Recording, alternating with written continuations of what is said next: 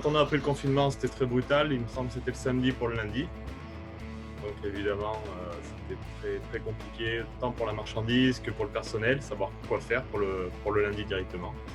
Donc nous, notre choix, ça a été de mettre une grande partie de notre personnel en chômage partiel. Et quand on a vu que ça commençait à durer, c'est-à-dire en gros vers la mi-avril, on a décidé de repartir sur la vente à emporter, mais sans reprendre tout notre personnel évidemment.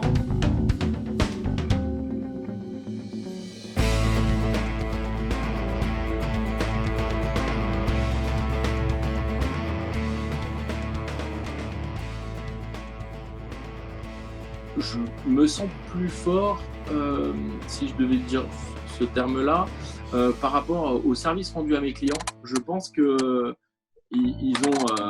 ils ont bien apprécié le fait que je reste disponible. Voilà.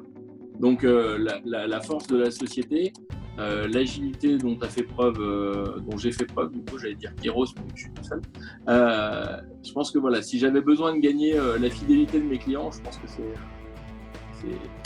peut-être fait. Il faut combattre, il faut se battre. C'est-à-dire que quand il se passe des choses comme ça, il faut se battre. Et aussi, il faut beaucoup discuter avec ses collaborateurs. Il faut être absolument transparent. Il faut dire les choses. Et c'est pas tout de les dire, c'est on dit ce qu'on fait et on fait ce qu'on dit. Mais on les tient au courant en temps réel de ce qui se passe, comment ça se passe. Je les informe aussi régulièrement de ce qui se passe sur le marché. Il se passe beaucoup de choses sur le marché des masques aussi. Et moi, je les tiens aussi informés en transparence. Qu'on est là pour être quelque part le capitaine et que les collaborateurs se disent il tient la barre, on peut lui faire confiance. Et ça va créer un vécu commun, un historique qui va nous renforcer pour la suite.